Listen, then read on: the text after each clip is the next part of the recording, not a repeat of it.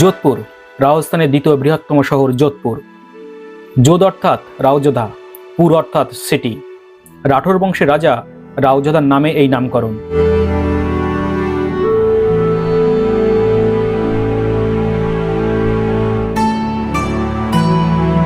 এই শহরকে blue city of India বলা হয়, আবার সানসিটি নামেও পরিচিত। যোধপুরে আছে পৃথিবী বিখ্যাত মেহরানগড় ফোর্ট আর উমেদ ভবন, যা রাজস্থানের তাজমহল নামে পরিচিত। এখানকার হ্যাভেলি, ফোর্ট, টেম্পেলস ও সুস্বাদু খাবার মনকে জয় করে নেবে।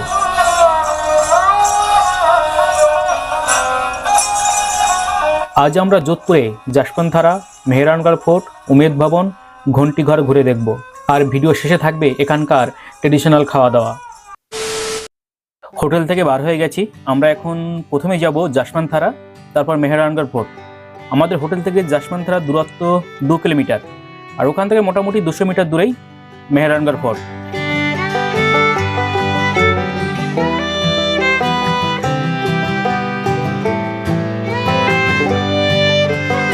যশবন্তধারায় এন্ট্রি ভারতীয়দের 30 টাকা এবং বিদেশিদের 50 টাকা।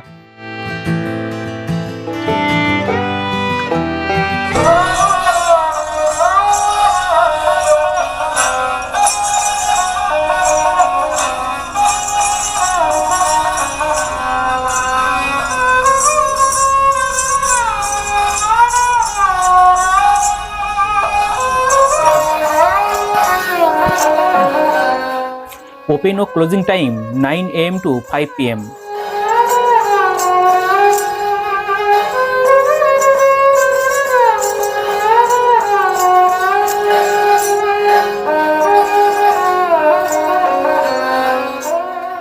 এখানকার আর্কিটেকচারে রাজস্থান স্টাইলের পাশাপাশি মুঘল আর্কিটেকচারের মিশ্রণ দেখা যায়।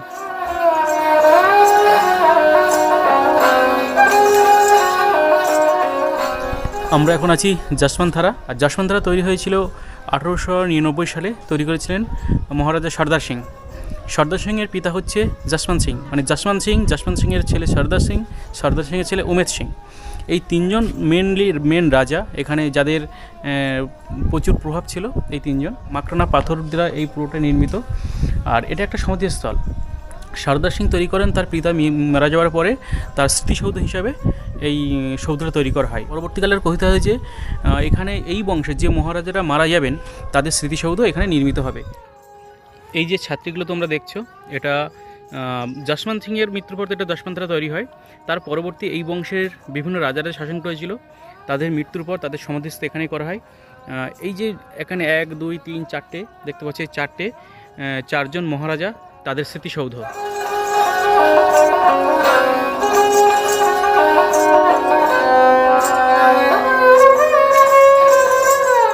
এখানে মাকড়ানা মার্বেল ব্যবহার করা হয়েছে, মানে মাকড়ানা অঞ্চলে এই মার্বেলটা পাওয়া যায়, সেটা এখানে ব্যবহার হয়েছে। ওই যে দেখো ওখানে মার্বেলগুলো আছে, মার্বেলগুলোর থিকনেস ঠিক এইরকম চওড়া, তারপরেও বাইরে থেকে আলো কিন্তু ভিতরে আসছে। মাঝখানে আছে যশবন্ত সিং, এপাশে আছে যশবন্ত সিংয়ের ছেলে সর্দার সিং, আর এখানে আছে যশবন্ত সিংয়ের নাতি অর্থাৎ উমেদ সিংয়ের বড় ভাই, তার ছবি এখানে আছে। যশবন্তধারা থেকে যোধপুর শহরের দারুণ একটা ভিউ কিন্তু পাওয়া যায়। এছাড়া হ্যাঁ, ওই যে সামনে তোমরা দেখছো মেহরানগড় ফোর্ট, সেখান থেকেও পাওয়া যায়। আর জয়পুরকে বলা হয় ব্লু সিটি অফ ইন্ডিয়া আর sun city of India. Sun city of India বলা হয় যে বছরে 365 দিন এখানে সূর্যের দেখা মেলে। এই ব্লু সিটি বলার পেছনে 3টে থিওরি আছে। প্রথম যে থিওরি, সেটা হচ্ছে শিবকে নিয়ে। সমুদ্র মন্থনের সময় যে হলাহল থেকে গরল উঠেছিল, সেই গরল পান করেছিল শিব, সেখান থেকে তাকে নীলকণ্ঠ বলা হয়। এই জন্য বেশিরভাগ বাড়ির রং নীল করা হয়। এই একটা থিওরি আছে। আর একটা থিওরি আছে ব্রাহ্মণ, যারা এখানে ব্রাহ্মণ জাতি, অন্যান্য জাতি থেকে ব্রাহ্মণ আলাদা করার জন্য ব্রাহ্মণদের বাড়ি নীল কালার ছিল। আর 3 নম্বর থিওরি হচ্ছে যে বাড়ির রং যদি নীল করা হয় তাহলে সূর্যের আলো প্রতিফলিত হয়, ঘরকে ঠান্ডা রাখে। এই 3টে থিওরি আছে এই ব্লু সিটি অফ ইন্ডিয়ার উপরে। এই সামনে মেহরানগড় ফোর্ট। আমরা ফোর্টের মধ্যে আর কিছুক্ষণের মধ্যে প্রবেশ করব। তবে এখানে জবরদস্ত রৌদ্র পড়েছে। কালকে যখন বাইক রাইড করে এসেছিলাম রাত্রেবেলায়, আসার পরে খুব বৃষ্টি হয়েছিল, বাট এখন বেশ রৌদ্র। যশবন্তধারার মতন মেহরানগড়ের ফোর্টেও দেখো, যেগুলো অ্যালাউড নেই লেখা আছে এখানে। আর আমাদের যারা ব্লগার তাদের জন্য কী আছে, selfie stick, drone camera, camera stand and tripod not allow, এগুলো কিন্তু অ্যালাউড নেই। মেহেরনগড়ের ফোর্টের প্রবেশ মূল্য পার পার্সন 200 টাকা, আর লিফটে করে গেলে 50 টাকা। আমাদের দুজনের টোটাল 500 টাকা পড়েছে। মেহেরনগড় ফোর্টের উপরে যখন আসবে এখান থেকে যশবন্ত থারাও দেখতে পাবে, এই যে। আর ঠিক এপাশে আছে এখানে উমেদ ভবন। আর আমরা আছি ঠিক ওই যে ক্লক টাওয়ার দেখা যাচ্ছে, ক্লক টাওয়ারটার পাশে আমরা আছি। মেহেরনগড়ে লিফট চালু হয় 1995 সালে। আমরা লিফটে এসেছি, আর লিফটে আসার পর এখানে দারুণ একটা 360 ভিউ পেয়ে যাবে যোধপুর শহরের। আর এখানে দেখছো তোমরা কামান রাখা আছে, বাট এখানে ক্যামেরা, এখানে সে একই সমস্যা, এটা আগে বলেছি, ক্যামেরা করা যাবে বাট স্টিক নিয়ে ঢোকা যাবে না, মাইক তো অ্যালাউ নয়। ওই জন্য আমি নিজের ভয়েস দিয়ে বানাচ্ছি, যদি ভয়েসের মধ্যে একটু ক্রাউড আসে তোমরা একটু ক্ষমা চোখের দৃষ্টিতে দেখে নিও।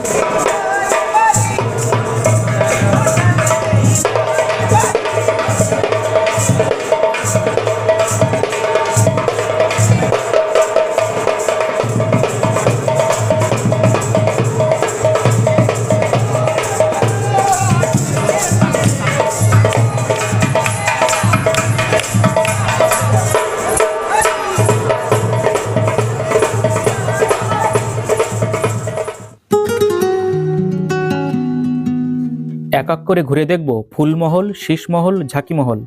প্রতিটি মহল সত্যিই অসাধারণ।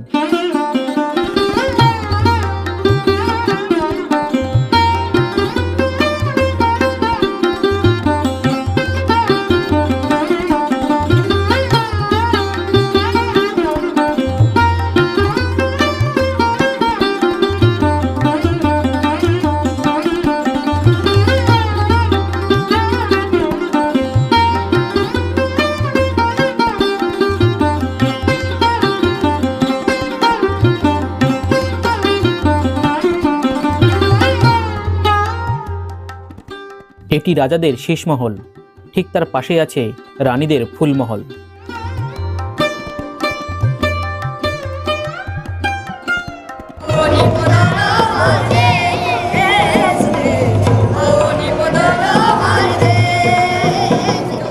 রাজস্থানে মোট 19টি রাজপুত গোষ্ঠী বাস করত। এদের মধ্যে সবথেকে বড় হচ্ছে মারওয়ার, সবথেকে পুরাতন হচ্ছে মেওয়ার। আর মারওয়ারদের আদি বাসস্থান হচ্ছে এই রাজস্থানের যোধপুর। মেবারের রানা কুম্ভ রাওজাদার বাবাকে হত্যা করে, তখন রাওজাদার বয়স ছিল মাত্র 15। রাওজাদা যোধপুর শহরে এসে এই মেহেরনগড় ফোর্ট স্থাপন করেন। তবে প্রথম তারা এখানে আসেননি, প্রথমে এসেছিলেন মেন্ডরে ওখানে সেফ ছিলেন না। তারপরে ওরা ওখান থেকে এসে এই পাহাড়ে এসে এই ফোর্টটা নির্মাণ করেছিল। মেবার থেকে রাওজাদা যখন এখানে চলে আসে, মেন্ডর বা যোধপুর শহরে চলে আসে, সেই সময় ওনার বয়স ছিল মাত্র 15। আর ওনার সঙ্গে 700 জন আসছিল। 700 জনের সঙ্গে শত্রুপক্ষের বিভিন্ন সময় লড়াই হয়। লড়াইয়ের পরে দেখা যায় মাত্র 15 জন জীবিত ছিল। সেই 15 জনকে নিয়ে রাওজাদা চলে আসে যোধপুরে। মেহেরনগড় ফোর্ট, এই ফোর্টটা আগে নাম ছিল, এই পাহাড়টার নাম ছিল ভাকুর চিড়িয়া, অর্থাৎ পাখি পাহাড়। মেন্ডর থেকে নিজের রাজধানী যখন নিয়ে চলে আসেন মেহেরনগড় ফোর্টে রাওজাদা, ঠিক সেই সময় এখানে বসবাস করতেন চিড়িয়া বাবা। চিড়িয়া বাবা তাকে অভিশাপ দেন যে এখানে যদি ফোর্ট নির্মাণ করা হয় তাহলে জলকষ্টে মানুষ এখানে বাস করতে পারবে না। তখন রাওজাদা চিড়িয়া বাবার শরণাপন্ন হয়। চিড়িয়া বাবা তখন বলেন কাউকে যদি জীবিত অবস্থায় সমাধিস্থ করা হয় তাহলে তার অভিশাপ থেকে মুক্তি ঘটবে। ঠিক সেই সময় রাজা রাম মেঘওয়াল বলে একজন ভদ্রলোক, তিনি স্বইচ্ছায় মৃত্যুবরণ করেন। মৃত্যুবরণ করার পরে তারপরে এই যে মেহেরনগড় ফোর্টটা তোমরা দেখছো, এই মেহেরনগড় ফোর্টটা তৈরি করা হয়। রাম মেঘওয়ালের বংশধররা এখনও এই রাজস্থানের সুরসাগর অঞ্চলে বসবাস করেন। সেই বংশের সবাইকে দেখাশোনা করে এই যোধপুরের যে রাজপরিবার তাদেরকে দেখাশোনার দায়িত্ব এখনও পালন করে চলেছে।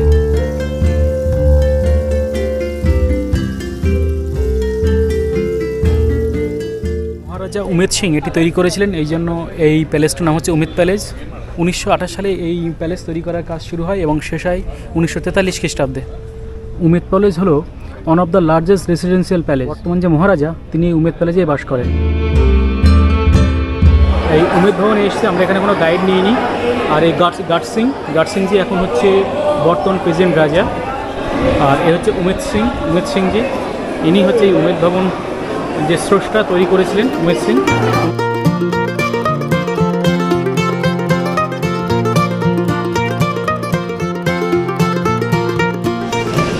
উমেদ ভবনে একটা ছোট্ট তার ড্যামি এখানে করা আছে।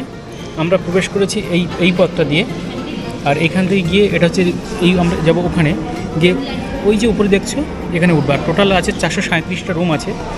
আর এই সাইডটা রেসিডেন্সিয়াল, আর এখান থেকে এই সাইডটা যে তাজ হোটেল তারা কন্ট্রোল করে। আর এখানে বর্তমান যে প্রেজেন্ট রাজা গড় সিংজি তিনি থাকেন ঠিক ওই সাইডটায়, উনি থাকেন। ওই সাইডটা আমাদের নয়, আমরা এই সাইডটা ভিজিট করব। তো রানীরা যেসব অলঙ্কারগুলো করতো সেখানে এখানে সুন্দরভাবে সজ্জিত করা আছে।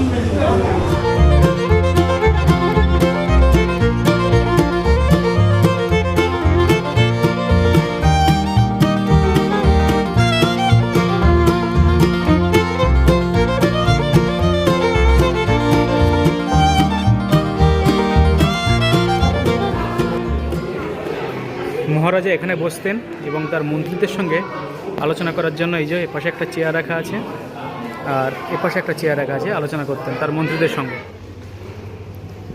ডিফারেন্ট টাইপের ক্লক যদি তোমরা দেখতে চাও তাহলে এই ঘরটা তোমাদের কাছে বেস্ট হতে পারে। দেশি বিদেশি বিভিন্ন রকম ক্লক রাখা আছে, এটা কিন্তু আমার খুব সুন্দর লাগছে।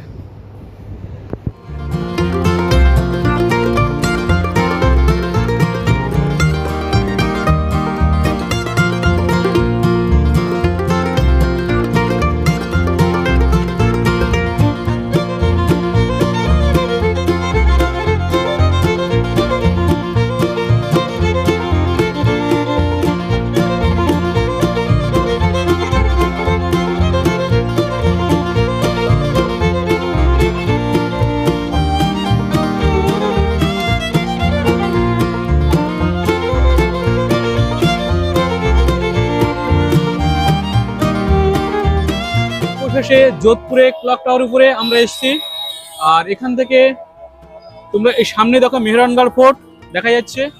আর ক্লক টাওয়ার থেকে যে ক্লক টাওয়ার মধ্যে মার্কেটটা খুবই সুন্দর। আর ওখানে মিষ্টিলাল লস্যি আছে, মানে যোধপুরের সব থেকে ফেমাস লস্যি মিষ্টিলাল লস্যি। সেখানে গিয়ে আমরা লস্যি এর পরে এটা দেখার পরে আমরা সেখানে যাব। আর মার্কেটটা তোমাদের দেখিয়ে দিচ্ছি একটু।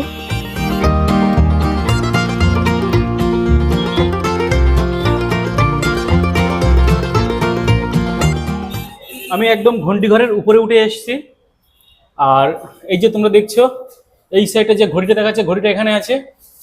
আর ঘড়ির যে মেশিনটা চলছে সেই মেশিনটা হলো এই যে, না তোমাদেরকে উপর থেকে দেখাই।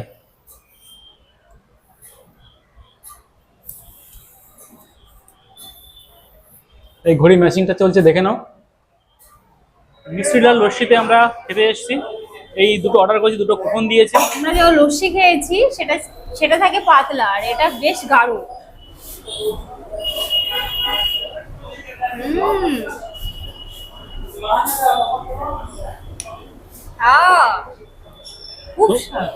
তোমরা আসলে যখন যোধপুরে আসবে দেখবে যোধপুরের বাইরে সব জায়গায় লস্যি পাওয়া যায়, বাট মিষ্টিলাল লস্যিতে এসে একবার লস্যিটা খেয়ে যাও।